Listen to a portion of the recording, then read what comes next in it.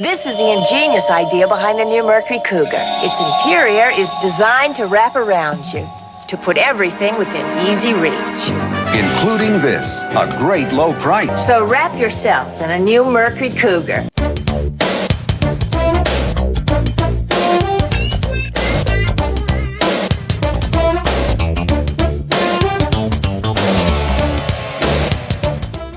Bonjour à tous les amis, c'est Pierre de la chaîne Crazy Kid, j'espère que vous avez la forme. Je vous retrouve aujourd'hui pour une revue de boîte. Oh là là, il faut d'abord que je débarrasse un petit peu le plan de travail. Regardez, c'est une deuxième Chevrolet Lumina NASCAR de Day of Thunder que je suis en train de préparer pour faire en version Mellow Yellow. Le primaire noir a été appliqué, mais il faut que je le dresse.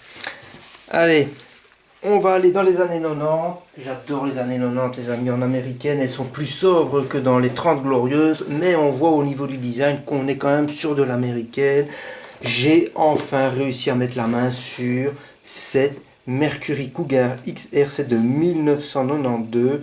C'est génial les amis, en plus sous blister, ça fait super plaisir. Je sais déjà dans quelle version je vais la faire. J'espère qu'il est mis qu'on peut la faire en deux versions différentes. Donc voilà, j'espère qu'il y a de quoi faire la version que j'ai envie de faire, parce que vous me connaissez, moi en termes d'américaine, j'aime toujours bien faire des versions hyper kitsch. Je l'ai trouvé sur Vinted à un prix correct. Franchement, ça fait trop plaisir. Les années 90, chez les Américains, il y avait encore de très bons trucs. Donc voilà, un Skill 2, 105 pièces, River, un 25e. Et alors là, vous avez une petite idée du truc. Voilà, regardez ce design à l'arrière qui me plaît.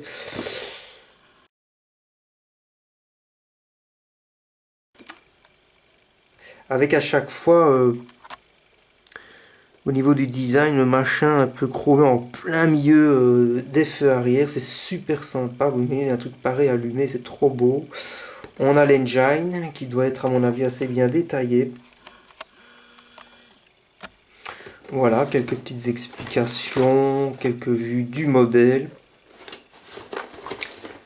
Et c'est parti, ça fait super plaisir de l'avoir trouvé en version sous blister.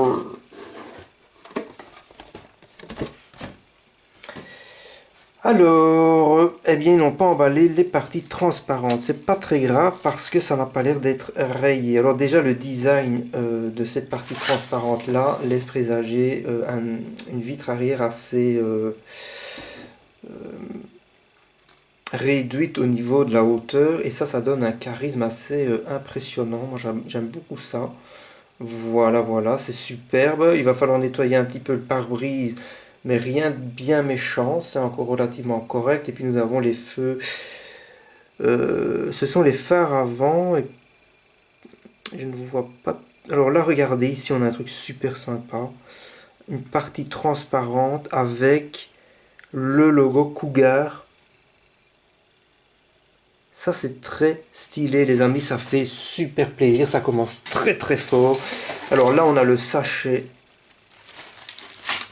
Et alors il y a des machins qui volent un peu partout. Qu'est-ce que c'est que ça? Il y a un petit bout de plastique qui se promène, on verra ça plus tard. Alors, ok. On va ouvrir ça tout de suite. Alors les américaines des années 90, il y a plusieurs modèles que je cherche, hein. J'ai une liste et je suis patient. Et tout d'un coup ça arrive sur eBay, mais là c'est toujours trop cher. Ou alors ça arrive sur Vinted et là en général il y a moyen de s'arranger et ça fait super plaisir les amis. Alors d'abord les pièces qui se promènent. Ok, il y en a encore une ici.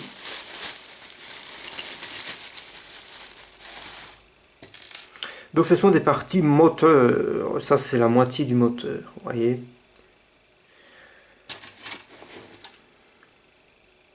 Ça a l'air relativement sympa.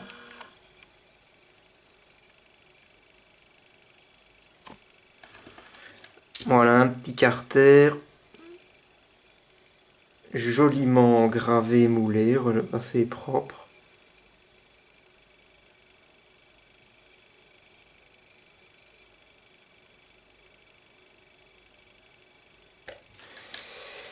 Alors, qu'est-ce que c'est que cette histoire? Une suspension. Alors ça laisse présager un kit sympa parce que regardez la pièce. On dirait qu'elle a été conçue de manière à ce que les roues puissent bouger. Mais ça, on verra. Ou alors, c'est une pièce peut-être cassée, je ne sais pas. On va voir ça plus tard sur le plan. Mais pour l'époque, c'est pas trop mal. Et puis là, on a pour le moteur, vous voyez. Ok, maintenant on va voir la suite. Je vais remettre ça dans le sachet pour ne pas les perdre. Et avant de continuer la review box, j'aimerais quand même bien jeter tout de suite un petit œil au plan du kit, de manière à pouvoir plus précisément vous parler de la version que je voudrais faire. Et là, je vois déjà des trucs de fou. Je ne peux pas m'empêcher de vous montrer ça à l'avance, parce que regardez, il y a le choix entre deux types de roues, de jantes. Qu'est-ce que c'est beau ça! Soit cette version-là, vous voyez, avec le Cougar au milieu, ou alors cette version-là qui fait un peu penser au Thunderbird de la même génération. C'est trop beau. On va revenir là-dessus juste après. C'est parti pour le plan. Alors, on a le petit truc commercial à l'intérieur. Ça fait toujours plaisir de voir ça. D'époque.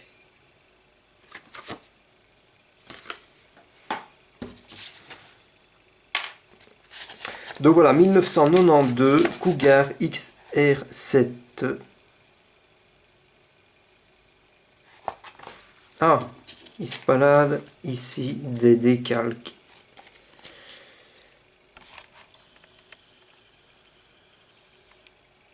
Imprimé en 1991.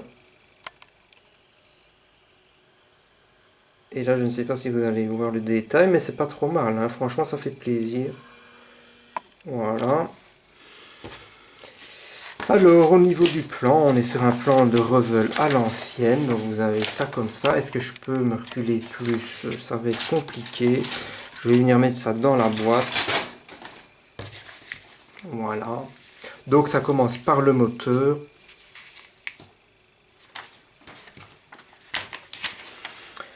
Voilà, ensuite vous avez ce moteur numéro 3, 4, 5, 6, 7, ça se lit dans ce sens-là. Il y a des pièces à venir mettre en dessous, là on est à l'arrière. Je pense que là on est à l'arrière. Voilà, 9, 10, 11, 12, c'est la baignoire, 13... Ok, tableau de bord. Là, il y a des rétroviseurs à porter, c'est super sympa. Les vitres arrière, pare-choc. Il y a des rétroviseurs avec les petits miroirs à venir mettre. Donc ça, c'est assez bien détaillé. Vous voyez, le système avec les... C'est bien foutu, hein. Numéro 21, on va de l'autre côté. Numéro 22, 23, 24, 25... Il y a un truc qui me paraît curieux.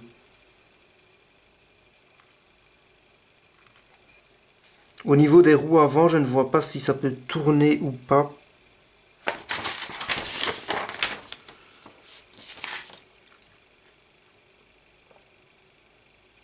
L'avant est là, donc la pièce que j'ai, elle est peut-être cassée. Mais bon, on va voir ça on va voir ça après. Alors, normalement, il y a deux versions possibles. Je ne vois pas trop où est la différence. Ici, il est quand même clairement mis.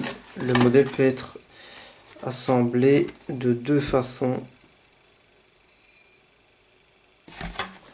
Moi, je voudrais bien en faire une version Lando. Je trouve ça super kitsch et super beau.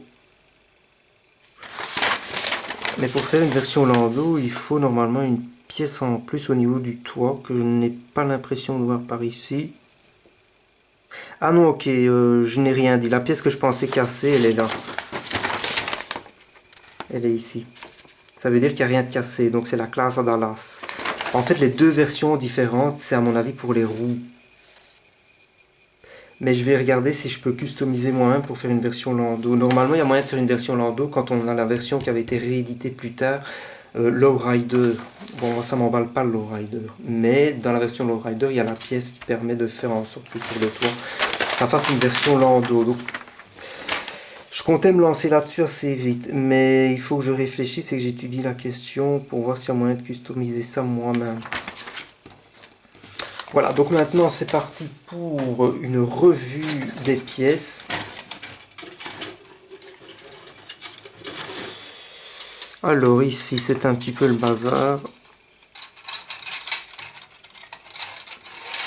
Ok, on y est arrivé. Voilà, alors qu'est-ce que c'est? Il y a une inscription en plein milieu.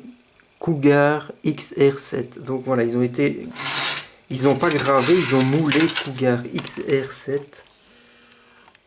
dans la partie transparente. Et ça, il faudra faire un petit brossage à sec. Et si on ne se plante pas, ça va être hyper stylé.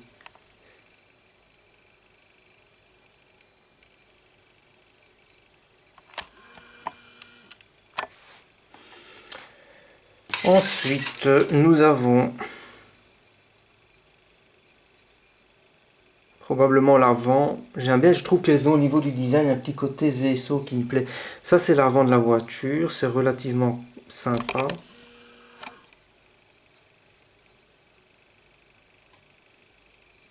Alors, une vidéo en français sur cette voiture, j'ai jamais trouvé. Là, c'est vraiment le truc totalement exotique. Là, il y a une pièce qui a dû se détacher. Ah ben oui, c'est ça. Donc ça, c'est l'arrière du chariot.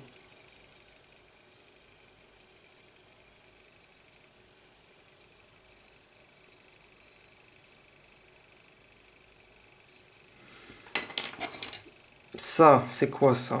On dirait encore une partie arrière.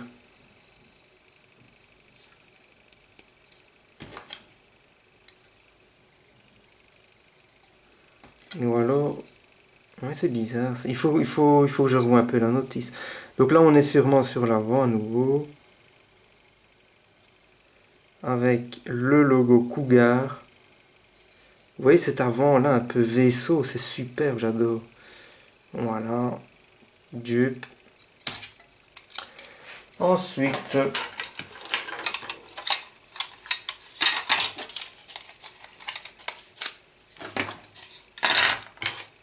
Nous avons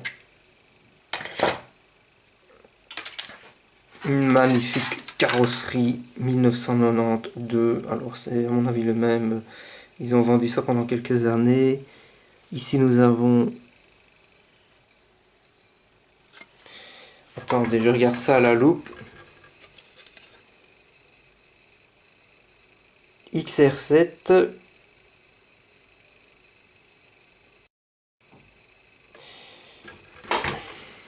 Il y a un truc en plus, hein, mais je trouve que c'est super sympa. Les Américaines de ce temps-là, ils veulent encore que tout le monde sache ce qu'il y a sous le capot. Et alors ils te mettent les noms partout, vous voyez, c'est bien réalisé, donc ça va. Et là, le petit logo Cougar à l'arrière, près de la fenêtre de courtoisie, c'est super sympa. Et on le retrouve de l'autre côté, regardez ici, on a les petits détails qui sont sympas. Et puis j'aime bien ce côté un peu... vous voyez, ça lui donne vraiment un caractère particulier d'avoir une vitre arrière assez bas, enfin assez fine au niveau de la hauteur. Et voilà le design, hein, c'est stylé. Moi je trouve que c'est stylé. Une partie du compartiment moteur.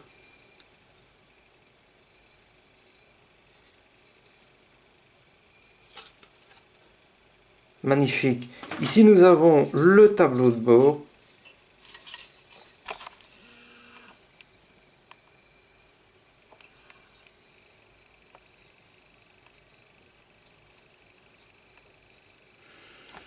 On a la sellerie ici, regardez. Et alors je suis en train de voir, là je suis vraiment emballé.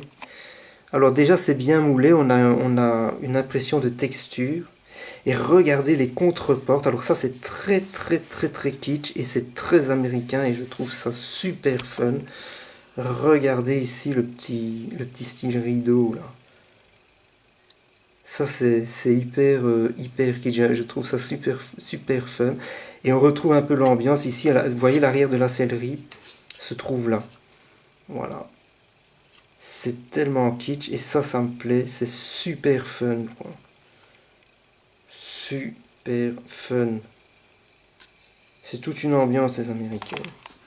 Et puis vous avez la baignoire, où on retrouve du siège qui ressemble plus à du fauteuil qu'autre chose, mais finalement c'est encore texturé.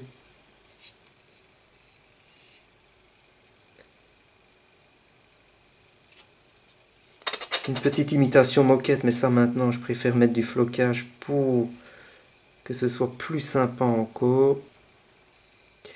Ça c'est mis au bon endroit, puisqu'il va y avoir le siège dessus, donc c'est très très bien foutu. Et on a les pédales qui sont là. Alors, c'est pas toujours facile de faire les détails d'une baignoire quand la baignoire est comme ça. Mais comme ils ont été malins et que le détail qui doit aller là, ils l'ont mis de cette manière pour la peinture, on peut pas rêver mieux. C'est la classe à Dallas. Alors maintenant, nous avons des objets, enfin des pièces moteurs. Vous voyez cette pièce-là, je vous l'ai montré tout à l'heure parce que c'était détaché, le radiateur. Oui, bon, là, ils ont fait quelque chose de correct, hein, mais voilà, ils se sont pas trop cassés, mais c'est correct, c'est vraiment correct. Les rétros sont super sympas parce que vous voyez, il va falloir venir coller la partie qui vous permet de voir ce qui se passe derrière, c'est très sympa. Voilà, hop. Voilà, là c'est du travail correct. Voilà, ils se sont pas trop cassés, mais c'est du travail correct. Et tout n'est pas moulé en dessous du plancher dans la masse, donc ça c'est cool, c'est beaucoup plus réaliste.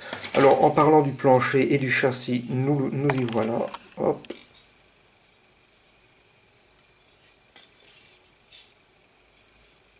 Voilà. Ils ont fait le job. C'est sympa.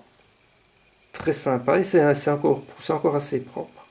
Regardez cette pièce moteur ici comme elle est belle.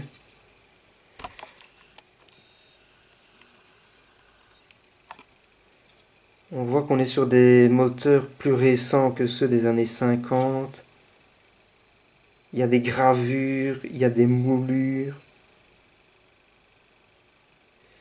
C'est un bonheur à peindre ce genre de truc. Travail au pinceau, à l'acrylique. Ça fait toujours plaisir. Regardez ça, ça doit être le berceau avant, j'imagine. Très belle pièce, solide, bien moulée, bien gravée.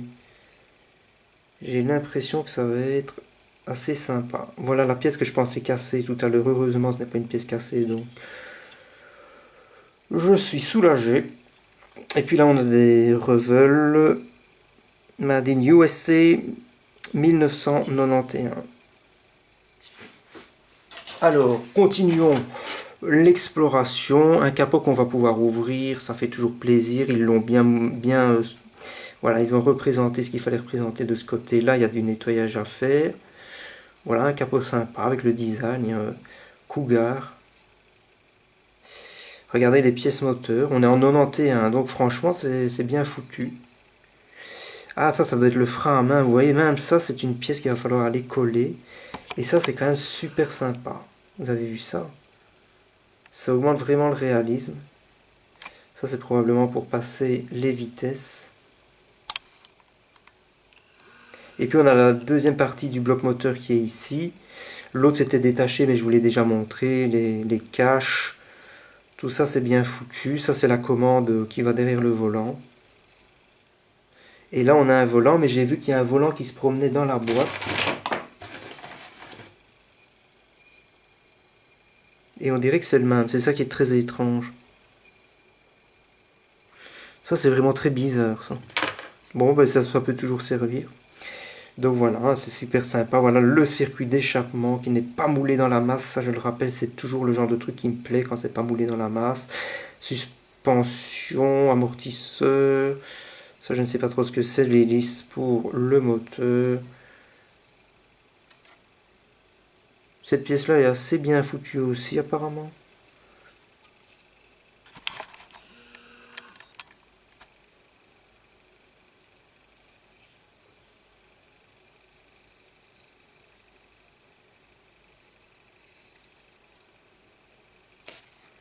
Voilà. Donc maintenant nous allons voir les pièces chromées, évidemment l'identité de la voiture. Regardez cette calandre Cougar. Et alors les roues. On a le choix avec ces roues-là qui sont sublimes. Ou alors cette version-là. Sublime aussi.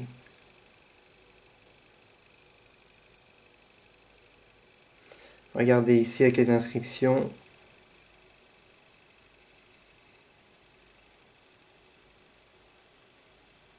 C'est beau. Donc franchement c'est magnifique.